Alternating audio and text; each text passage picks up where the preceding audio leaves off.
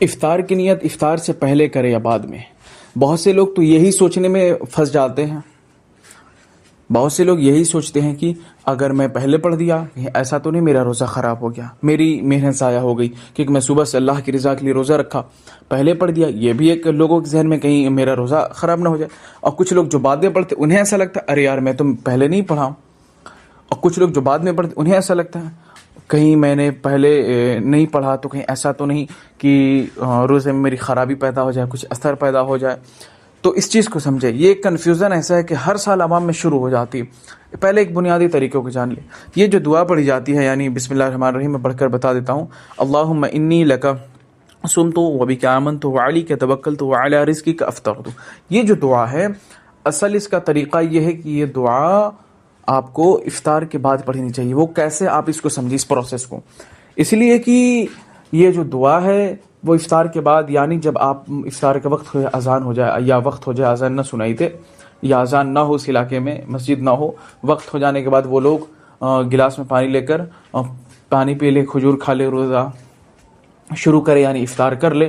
پھر اس کے بعد یہ دعا پڑھے، اللہم انی لک صمت وبک آمنت وعلیک توکلت وعلی رزقک افطرت۔ یہ دعا بعد میں پڑھی جاتی ہے، پہلے نہیں۔ اس لیے کہ جب اس کی میننگ دیکھیں گے، یعنی ترجمہ دیکھیں گے، تو یہی نکلتا ہے۔ میں خلاصہ بتا رہا ہوں، یعنی مفہوم ایکسپلینیشن بتا رہا ہوں کہ اللہ تیری رضا کے لیے ہم نے روزے رکھے اور تیرے رزق سے ہم نے افطار کیا۔ تو یعنی افطار کیا، یعنی کرنے کے بعد کا ذکر ہے، یعنی یہ جو بات ہو رہی ہے پریزنٹ کی نہیں بات ہو رہی ہے، یا اللہ ہم نے تیرے رضا کے لیے روزہ رکھا، پاسٹ میں بات چلی گئی۔ تو یہ سمجھ رہے ہیں نا، یہ جو دعا پڑھی جائے گی وہ بعد میں پڑھی جائے گی، نہ کہ پہلے، اور دعا کے ترجمے سے صاف واضح ہو جاتی ہے ساری چیزیں۔ تو اب آئندہ خیال رکھیں، امید ہے میری بات کو سمجھے ہوں گے، سارے لوگ اس پر عمل کریں۔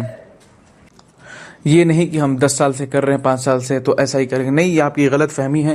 میں اس بات کو ہمیشہ کہتا ہوں اپنے ہر بیان میں کہ ضروری نہیں ہے جو کام آپ 10 سال سے کرو، 15 سال سے کرو، وہ کام صحیح ہو، لیکن اگر آپ کا کام شریعت مصطفیٰ کے نزدیک صحیح ہے تو آپ 1 دن سے کریں تب بھی میں صحیح بولوں گا، آپ 1 سال سے کریں تب بھی صحیح بولوں گا، اگر 100 سال سے کریں تب بھی صحیح بولوں گا۔